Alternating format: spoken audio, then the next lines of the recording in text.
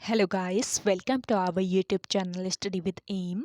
आज मैं आप सभी के लिए काफ़ी इंपॉर्टेंट वीडियो लेके आई हूँ। तो देखिए, आपके आगामी उत्तराखंड के सभी एग्ज़ाम जैसे कि उत्तराखंड पुलिस, फॉरेस्ट गार्ड, पटवारी, लेखपाल, बंदी रक्षक, एलडीसी, सभी उत्तराखंड एग्ज़ाम के रिगार्डिंग आज मैं आप सभी के लिए पॉलिटी के टॉप 50 क्वेश्चन लेके आई हूँ। और ये क्वेश्चन सभी आगामी एग्ज़ाम्स के लिए काफ़ी महत्वपूर्ण रहने वाले हैं। तो आप सभी लोग हमारी इस सीरीज़ में स्टार्टिंग से लेकर एंड तक बने रहें। काफ़ी महत्वपूर्ण ये सीरीज़ है। और चलिए आज के सीरीज़ को हम स्टार्ट कर लेते हैं। स्टार्ट करने से पहले जिन लोगों ने अभी तक हमारे YouTube channel study with M को सब्सक्राइब नहीं किया है वो सब्सक्राइब कर लें। साथ ही साथ बगल में जो बेल आइकन दिख रहा है इसे भी प्रेस कर लें ताकि हम कोई भी वीडियो डालते हैं तो उसका नोटिफिकेशन आपके पास तुरंत पहुंच जाए। आप सभी लोग हमारे टेलीग्राम चैनल को भी ज्वाइन कर सकते हैं। ये भी स्टडी विद एम के नाम से बना हुआ है और रात को 8 बजे टेलीग्राम चैनल पर क्विज का भी आयोजन किया जाता है, तो आप क्विज ज्वाइन कर सकते हैं। तो चलिए आज के सीरीज़ को हम स्टार्ट कर लेते हैं। इस सीरीज़ का पहला क्वेश्चन है, निम्नलिखित में से किस अधिनियम के अंतर्गत भारतीय विधान परिषद को बजट पर बहस करने की शक्ति प्राप्त हुई। काफ़ी महत्वपूर्ण क्वेश्चन है। तो देखिए, ये जो अधिनियम था ये कौन सा अधिनियम था? ये भारतीय परिषद अधिनियम 1892 था, जिसके अंतर्गत भारतीय विधान परिषद को बजट पर बहस करने की शक्ति प्राप्त हुई। ऑप्शन बी यहाँ पे आपका बिल्कुल करेक्ट आंसर है। अगला क्वेश्चन देखिएगा, संविधान सभा में सदस्यों का चुनाव कैसे हुआ था? तो देखिए, संविधान सभा में सदस्य जो थे इनका चुनाव हुआ था प्रांतीय विधानसभाओं के द्वारा। ऑप्शन डी इस क्वेश्चन का राइट आंसर है। अगला क्वेश्चन देखिए,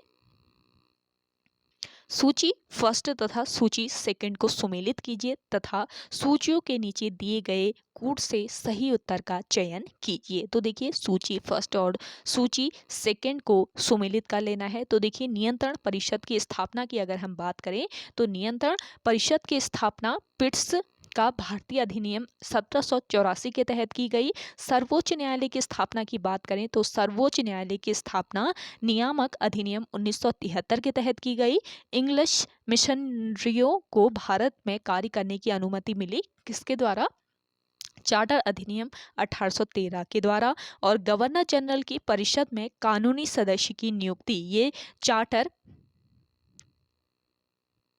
अधिनियम 1833 के द्वारा ये नियुक्ति की गई थी। गवर्नर जनरल की परिषद में कानूनी सदस्य की नियुक्ति तो ये चार्टर अधिनियम 1833 के अंतर्गत की गई थी। तो इस हिसाब से आपका करेक्ट आंसर हो जाएगा ऑप्शन बी। ऑप्शन बी इस क्वेश्चन का बिल्कुल राइट आंसर है। अगला क्वेश्चन देखिएगा, निम्नलिखित में से किस अधिनियम में कलकत्ता में सर्वोच्च न्यायालय की स्थापना का प्राविधान किया गया था? तो देखिए, कौन सा ये अधिनियम था? ये अधिनियम था आपका रेगुलेटिंग एक्ट 1773, जिसके अंतर्गत कलकत्ता में सर्वोच्च न्यायालय की स्थापना का प्रावधान किया गया। अगला क्वेश्चन है, केंद्र में द्वैध शासन किस अधिनियम के अंतर्गत स्थापित किया गया? तो देखिए, केंद्र में जो द्वैध शासन स्थापित किया गया ये किस अधिनियम के अंतर्गत स्थापित किया गया? ये किया गया आपके भारत सरकार अधिनियम 1935 के अंतर्गत। ऑप्शन सी यहाँ पे आपका राइट आंसर है।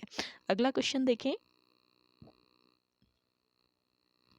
कैबिनेट मिशन योजना के अंतर्गत संविधान निर्मात्री परिषद में प्रत्येक प्रांत को आवंटित सदस्य संख्या निर्धारित करने के लिए एक प्रतिनिधि कितनी जनसंख्या के अनुपात में था?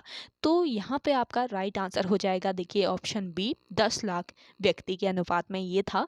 ऑप्शन बी बिल्कुल राइट आंसर है। अगला क्वेश्चन देखेंगे, एक निर्वाचित संविधान सभा द्वारा सर्वप्रथम भारत के संविधान का निर्माण करने का प्रस्ताव किया गया था। तो देखिए, एक निर्वाचित संविधान सभा द्वारा सर्वप्रथम भारत के संविधान का निर्माण करने का जो प्रस्ताव है ये किया गया था क्रिप्स मिशन के द्वारा। ऑप्शन सी यहाँ पे आपका राइट आंसर है। अगला देखेंगे, भारत में उपनिवेशी शासन के संदर्भ में 1883 में इल्बर्ट बिल का उद्देश्य क्या था?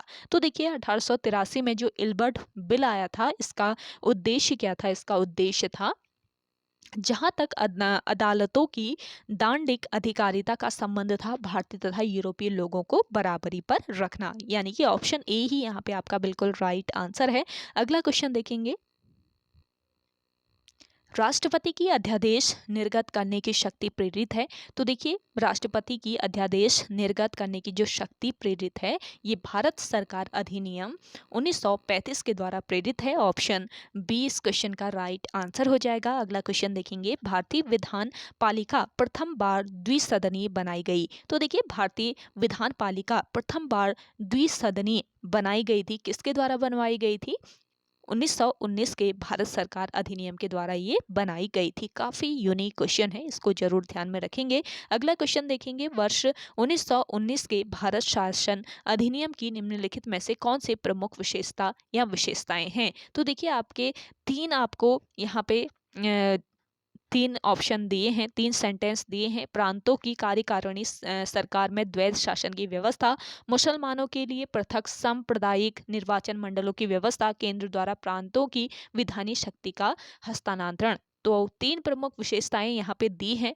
निम्नलिखित कूटों के आधार पर सही उत्तर का यहाँ पे चयन कर लेना है। तो देखिए, केवल एक और तीन जो है इसमें सही है, यानी कि ऑप्शन सी बिल्कुल राइट आंसर हो जाएगा। प्रांतों की कार्यकारिणी सरकार में द्वैध शासन की व्यवस्था और केंद्र द्वारा प्रांतों को विधायी शक्ति का हस्तांतरण। तो ये दो प्रमुख विशेषताएं जो हैं वो क्या हैं? 1919 के भारत शासन अधिनियम से रिलेट करती हैं। तो ऑप्शन सी यहाँ पे आपका राइट आंसर हो जाएगा। अगला क्वेश्चन देखेंगे, भारत परिषद की समाप्ति किसके द्वारा हुई थी? तो देखिए, भारत परिषद की जो समाप्ति हुई थी, ये हुई थी 1935 के अधिनियम के द्वारा। ऑप्शन डी यहाँ पे आपका राइट आंसर है। अगला क्वेश्चन देखेंगे, भारत में ब्रिटिश संविधान का प्रारूप तैयार करने वाली संविधान सभा के सदस्यों को, यहाँ पे आपका राइट आंसर हो जाएगा ऑप्शन सी, विभिन्न प्रांतों की विधानसभाओं द्वारा चुना गया। जो भारत के संविधान का प्रारूप तैयार करने वाली संविधान सभा के सदस्य थे, इनको विभिन्न प्रांतों की विधान सभाओं के द्वारा चुना गया था। अगला क्वेश्चन है आपका, किस अधिनियम ने भारतवासियों को अपने देश के प्रशासन में कुछ हिस्सा लेना संभव बनाया? मोस्ट इंपॉर्टेंट क्वेश्चन है। तो जो ये अधिनियम है आपका चार्टर एक्ट 1833, जिसने भारतवासियों को अपने देश के प्रशासन में कुछ हिस्सा लेना संभव बनाया। अगला क्वेश्चन है, स्वतंत्र भारत की संविधान सभा के अध्यक्ष कौन थे? स्वतंत्र भारत की संविधान सभा के अध्यक्ष थे doctor Rajendra Prasad. Option B यहाँ पे आपका राइट आंसर है। आप सभी को 50 क्वेश्चन का ये महत्वपूर्ण सेट दिया जा रहा है। आप कमेंट करके बताइएगा आउट ऑफ 50 आपने आज के इस सेट में कितना स्कोर किया। काफ़ी महत्वपूर्ण ये सीरीज़ रहती है और आप सभी को ये सीरीज़ प्रोवाइड कराई जा रही है, जो कि आपके आगामी सभी उत्तराखंड एग्ज़ाम, चाहे आपका उत्तराखंड पुलिस का एग्ज़ाम हो या फिर फॉरेस्ट गार्ड का एग्ज़ाम हो, सभी आगामी एग्ज़ाम्स के लिए काफ़ी महत्वपूर्ण रहने वाला है। तो आप सभी लोग एंड तक इस सीरीज़ में बने रहें। आप सभी को सीरीज़ पसंद आ रही है तो लाइक आप ज़रूर कर लीजिएगा। कमेंट करके बताएं कि ये सीरीज़ आपको कैसी लग रही है। अगला क्वेश्चन देखेंगे, वर्ष 1946 में निर्मित अंतरिम सरकार में कार्यपालक परिषद के उपसभापति थे। तो देखिए, यहाँ पे आपका राइट आंसर हो जाएगा जवाहरलाल नेहरू। वर्ष 1946 में निर्मित अंतरिम सरकार में कार्यपालक परिषद के उपसभापति कौन थे? जवाहरलाल नेहरू। अगला क्वेश्चन है, संविधान सभा के चुने हुए स्थायी अध्यक्ष कौन थे? संविधान सभा के चुने हुए स्थायी अध्यक्ष थे डॉक्टर राजेंद्र प्रसाद, यानी कि ऑप्शन सी बिल्कुल राइट आंसर है। अगला क्वेश्चन देखेंगे, अखिल भारतीय महासंघ स्थापित करने का प्रावधान शामिल किया गया था। तो देखिए, अखिल भारतीय महासंघ स्थापित करने का जो प्रावधान है ये शामिल किया गया था भारत सरकार अधिनियम 1935 में। किस में शामिल किया गया था? भारत सरकार अधिनियम 1935 में अखिल भारतीय महासंघ स्थापित करने का प्रावधान शामिल किया गया था। अगला क्वेश्चन देखेंगे, निम्नलिखित में से किस अधिनियम द्वारा संवैधानिक निरंकुशता का सिद्धांत प्रवर्तित किया गया? तो देखिए, ये जो अधिनियम था आपका, ये कौन सा था? 1935 का भारत सरकार अधिनियम था, जिसके द्वारा संवैधानिक निरंकुशता का सिद्धांत प्रवर्तित किया गया। सेशन पसंद आ रहा है तो लाइक कर लीजिए, ज़्यादा से ज़्यादा इसको शेयर कीजिए। चैनल सब्सक्राइब नहीं है, जल्दी से सब्सक्राइब कर लीजिए, क्योंकि आप सभी के एग्जाम के रिगार्डिंग आप सभी को यहाँ पे इंपॉर्टेंट क्लासेस प्रोवाइड कराई जा रही है। तो उसके लिए आप स्टडी विद एम को सब्सक्राइब कर सकते हैं। अगला क्वेश्चन देखें,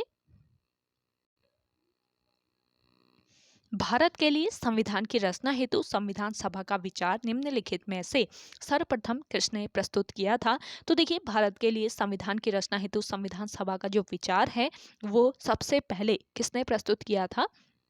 स्वराज पार्टी ने। कब किया था? वर्ष 1934 में किया था, यानी कि ऑप्शन ए यहाँ पे आपका राइट आंसर है। अगला देखेंगे, निम्नलिखित में से कौन कौन से कथन संविधान सभा के विषय में नहीं है। तो देखिए, आपको यहाँ पे 4 कथन दिए हुए हैं, तो कौन से कथन है जो कि संविधान सभा के विषय में नहीं है, ये आपको इसमें चूज कर लेना है। तो देखिए, संविधान सभा के विषय में इसमें कौन से कथन नहीं है। यह वयस्क मताधिकार का आधार पर आधारित नहीं थी, यानी कि ऑप्शन यहाँ पे जो आपका पहला वाला पॉइंट है ये तो संविधान सभा से सम्मिलित नहीं है, संविधान सभा के विषय में नहीं है। और आपका दूसरा है वह प्रत्यक्ष निर्वाचित का परिणाम थी, तो ये भी आपका संविधान सभा के विषय में नहीं है। तो इस हिसाब से आपका राइट आंसर हो जाएगा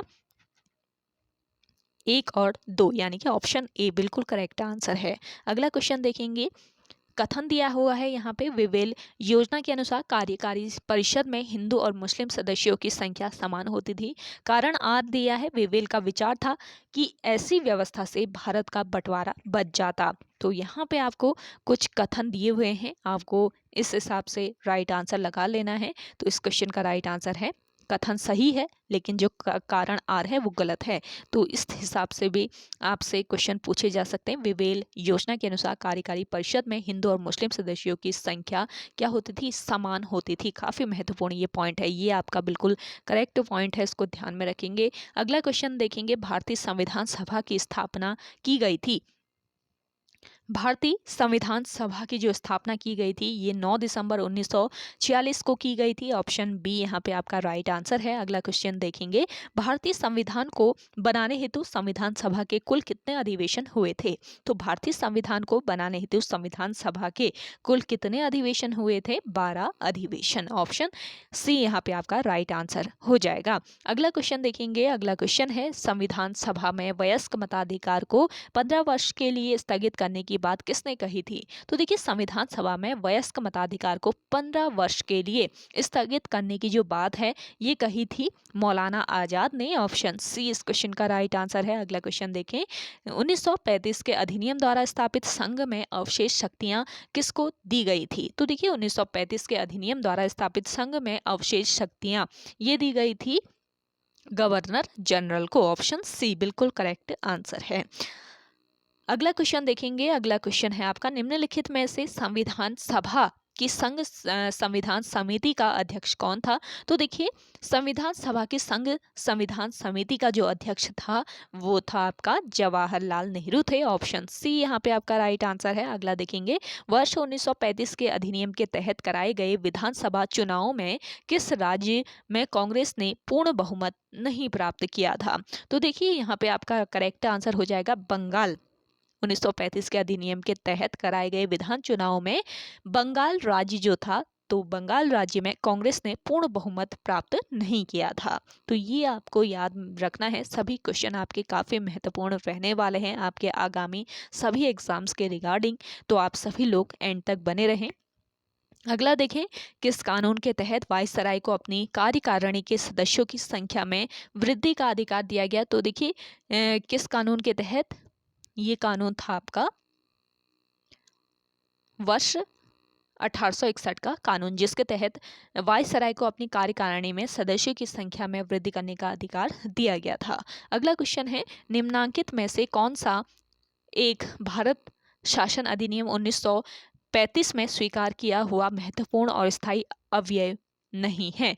तो देखिए, इस क्वेश्चन का राइट आंसर हो जाएगा देश के लिए लिखित संविधान। देश के लिए लिखित संविधान भारत शासन अधिनियम 1935 में स्वीकार किया हुआ महत्वपूर्ण और स्थायी अवयव नहीं है, ये ध्यान रखना है, यानी कि ऑप्शन ए बिल्कुल करेक्ट आंसर है। अगला देखिएगा, भारत का संविधान पूर्ण रूप से तैयार हुआ था। भारत का जो संविधान है ये पूर्ण रूप से तैयार हुआ था 26 नवंबर 1949 को। ऑप्शन बी बिल्कुल राइट आंसर हो जाएगा। अगला क्वेश्चन देखेंगे, भारतीय संविधान कब लागू हुआ था? तो देखिए, भारतीय संविधान लागू किया गया था 26 जनवरी 1950 को, ऑप्शन ए यहाँ पे आपका राइट आंसर है। अगला क्वेश्चन है, संविधान सभा के सम्मुख संविधान की प्रस्तावना का प्रस्ताव किसने रखा था? तो संविधान सभा के सम्मुख संविधान की प्रस्तावना का जो प्रस्ताव है ये रखा था जवाहरलाल नेहरू ने। ऑप्शन ए यहाँ पे आपका राइट आंसर है। अगला क्वेश्चन देखें, भारत के संविधान में केंद्र और राज्यों के बीच किया गया शक्तियों का विभाजन इनमें से किसमें उल्लेखित योजना पर आधारित है? तो देखिए इस क्वेश्चन का राइट आंसर है भारत सरकार अधिनियम 1935। अगला क्वेश्चन देखें, किस अधिनियम द्वारा ब्रिटिश संसद ने चाय और चीनी के साथ व्यापार को छोड़कर ईस्ट इंडिया कंपनी के भारत के साथ व्यापारिक एकाधिकार को समाप्त कर दिया? यहाँ पे आपका राइट आंसर है 1813 का चार्टर अधिनियम। ऑप्शन ए बिल्कुल राइट आंसर है आपका। अगला क्वेश्चन देखें, वर्ष 1946 के चुनाव के पश्चात मुस्लिम लीग ने किस प्रांत में अपनी सरकार बनाई थी? तो देखिए वर्ष 1946 के चुनाव के बाद मुस्लिम लीग जो है इसने किस प्रांत में अपनी सरकार बनाई? ये प्रांत था बंगाल प्रांत, जहां पर मुस्लिम लीग ने अपनी सरकार बनाई थी। अगला क्वेश्चन है, निम्नलिखित में से किसने सुझाव दिया था कि भारत की स्वतंत्रता के बाद भारतीय राष्ट्रीय कांग्रेस को एक राजनीतिक दल के रूप में भंग कर दिया जाना चाहिए? तो देखिए ये जो सुझाव है ये दिया था महात्मा गांधी ने। ऑप्शन डी यहाँ पे आपका राइट आंसर है। अगला क्वेश्चन देखेंगे, निम्नलिखित कथनों पर विचार करना है। आपको कुछ कथन दिए हुए हैं यहाँ पे। पहला कथन है, तृतीय गोलमेज सम्मेलन के विचार विमर्श की परिणति भारत सरकार अधिनियम 1935 के पारित होने के रूप में हुई। दूसरा कथन है, भारत सरकार अधिनियम 1935 ने ब्रिटिश भारत के सूबों और भारतीय रियासतों के एक संघ पर आधारित ऑल इंडिया फेडरेशन के गठन का उपबंध किया। उपयुक्त कथनों में से कौन सा जो कथन है ये सही है, ये आपको बताना है। तो जिन लोगों को आंसर आ रहा है जल्दी से आप कमेंट करके अपना आंसर बता सकते हैं। देखिए इस क्वेश्चन का राइट आंसर हो जाएगा ऑप्शन सी, 1 और 2 दोनों ही आपके यहाँ पे कथन क्या है वो सही हैं। तो ऑप्शन सी बिल्कुल राइट आंसर है इस क्वेश्चन का। अगला क्वेश्चन देखें, निम्नलिखित कथनों पर विचार करना है। तो देखिए यहाँ पे कुछ कथन दिए हुए हैं। भारत के संविधान सभा ने राष्ट्रीय ध्वज का प्रारूप 22 जुलाई 1947 को अपनाया था। दूसरा कथन है, राष्ट्रीय ध्वज के बीच चक्र में 21 तिलियां हैं। और तीसरा कथन है, राष्ट्रीय ध्वज की चौड़ाई लंबाई का अनुपात 3:4 है। उपयुक्त कथनों में से कौन सा सही है ये आपको चूज कर लेना है। तो यहाँ पे आपका सही कथन है केवल 1, ये ध्यान रखेंगे। बाकी 2 कथन आपके यहाँ पे गलत है। तो इस हिसाब से आपका राइट आंसर हो जाएगा ऑप्शन बी, भारत की संविधान सभा ने राष्ट्रीय ध्वज का प्रारूप 22 जुलाई 1947 को अपनाया था। मोस्ट इंपॉर्टेंट यहाँ पे आपका ये पॉइंट है, यहाँ से आपका क्वेश्चन पूछा जा सकता है आयोग के द्वारा। अगला क्वेश्चन देखेंगे, कथन ए दिया है, भारत का संविधान देश की आवश्यकताओं की पूर्ति करता है। कारण आर है, इसको एक ग्रहित संविधान कहा जाता है। उपयुक्त के संदर्भ में निम्न में से कौन एक सत्य है? तो देखिए दोनों में से कौन सा सही है? ए और आर दोनों सही हैं, ये ध्यान रखेंगे। लेकिन जो आर है ये ए का सही स्पष्टीकरण नहीं है, लेकिन कथन दोनों ही आपके करेक्ट हैं, इसको ध्यान में रखें। अगला क्वेश्चन देखें, डॉक्टर BR अम्बेडकर की अध्यक्षता में संविधान सभा की प्रारूप समिति में कितने अन्य सदस्य थे? तो यहाँ पे आपका राइट आंसर हो जाएगा 6 अन्य सदस्य थे। ऑप्शन बी बिल्कुल करेक्ट आंसर है। आपने आज के इस सेट में कितना स्कोर किया ये आपको कमेंट करके बताना है कमेंट सेक्शन में। देखिए अगला क्वेश्चन है आपका, भारतीय संविधान सभा की प्रारूप समिति का अध्यक्ष कौन था? तो देखिए भारतीय संविधान सभा की प्रारूप समिति के जो अध्यक्ष थे ये थे आपके doctor Bhimrao Ambedkar. Option A यहाँ पे आपका राइट आंसर है। अगला देखेंगे, वर्ष 1937 के चुनाव के पश्चात यूपी में गठित मंत्रिमंडल में किसको वित्त विभाग दिया गया था? तो देखिए वर्ष 1937 के चुनाव के पश्चात यूपी में गठित मंत्रिमंडल में किसको वित्त विभाग दिया गया था? रफ़ी अहमद किदवई को। ऑप्शन सी बिल्कुल राइट आंसर है। अगला देखेंगे, संविधान सभा ने डॉक्टर BR अंबेडकर की अध्यक्षता में प्रारूप समिति का गठन कब किया? तो देखिए ये जो गठन किया गया था ये 29 अगस्त 1947 को किया गया। ऑप्शन डी यहाँ पे आपका राइट आंसर हो जाएगा। अगला क्वेश्चन है आपका, निम्नलिखित में से किस अधिनियम ने संवैधानिक निरंकुशता के सिद्धांत का अनुमोदन किया? तो देखिए कौन सा ये अधिनियम था? ये अधिनियम था आपका 1935 का अधिनियम जिसने संवैधानिक निरंकुशता के सिद्धांत का अनुमोदन किया था। अगला क्वेश्चन है संविधान सभा की प्रांतीय संविधान समिति का अध्यक्ष कौन था? तो देखिए संविधान सभा की प्रांतीय संविधान समिति का जो अध्यक्ष था वो इनमें से कौन था? यहाँ पे आपका करेक्ट आंसर हो जाएगा सरदार पटेल। काफी महत्वपूर्ण ये क्वेश्चन है आपका, जरूर ध्यान रखेंगे। इस सीरीज के सभी क्वेश्चन यूनिक और इम्पॉर्टेंट है आपके, तो एंड तक बने रहें। अगला क्वेश्चन देखिए, डॉक्टर भीमराव अंबेडकर का जन्म और मृत्यु कब हुई? तो देखिए डॉक्टर भीमराव अंबेडकर के जन्म की अगर हम बात करें तो इनका जन्म हुआ था 1891 और मृत्यु हुई थी 1956 में। ऑप्शन बी यहाँ पे आपका राइट आंसर हो जाएगा।